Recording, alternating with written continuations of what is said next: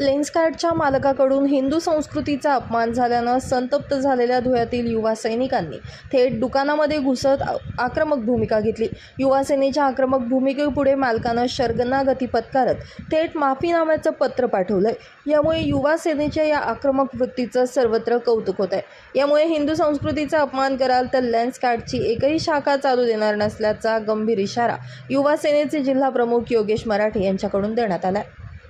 लेन्सकार्टचे मालक पियुष बन्सल यांनी कपाळावर लावण्यात येणाऱ्या टिळा, गळ्यात मंगळसूत्र घातलेली महिला आणि हातात धागेदोरे बांधणाऱ्या नागरिकांविषयी अपमानजनक विधान केलं होतं।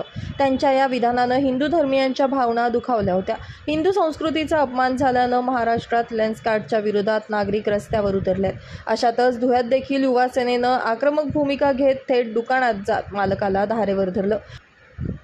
युवा सेनेचा रुद्र अवतार पाहून पोलिसांना देखील मालकानं पाचारण केलं होतं। यावेळी मालकानं माफी मागत थेट माफीपत्र पाठवलं। यापुढे असा प्रकार घडल्यास तीव्र आंदोलनाचा इशारा देखील युवा सेनेच्या वतीनं देण्यात आलाय। यावेळी युवा सेना जिल्हा प्रमुख योगेश मराठे, शहराध्यक्ष अमित खंडेलवाल, उपशहर प्रमुख अनिल ठाकूर, दत्ता शिंदे, चेतन धामेचा, सागर पाटील, भूषण पाटील, नितीन धनगर, केतन शेलार, राहुल ठाकूर, प्रवीण मराठे, स्वप्नील शिंदे, नितीन मराठे, सुमित चौधरी आदी युवा सैनिक मोठ्या संख्येने उपस्थित होते। Bureau report, Lumbini news, Dhule.